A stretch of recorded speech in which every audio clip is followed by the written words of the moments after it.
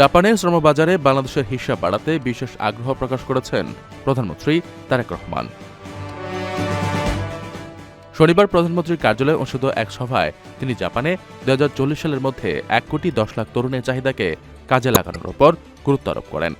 প্রধানমন্ত্রীর এই বিশেষ আগ্রহের পরিপ্রেক্ষিতে রবিবার প্রবাসী কল্যাণ ও বৈদেশিক কর্মসংস্থান মন্ত্রণালয়ে একটি ফলো বৈঠক অনুষ্ঠিত হয়, যেখানে দেশের অতিরিক্ত ২৩ লাখ যুব শ্রমশক্তিকে দক্ষ করে গড়ে তোলার বিষয়ে আলোচনা করা হয়।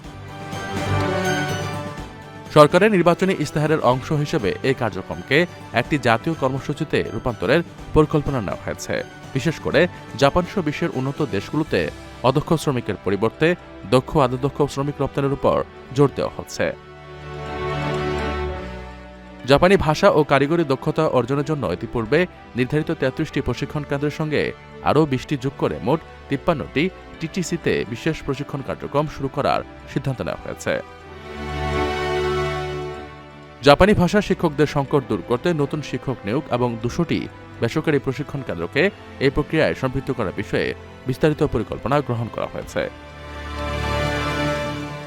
আগামী ৭ দিনের মধ্যে একটি পূর্ণাঙ্গ সুপারিশমালা প্রধানমন্ত্রীর কাছে পেশ করা হবে।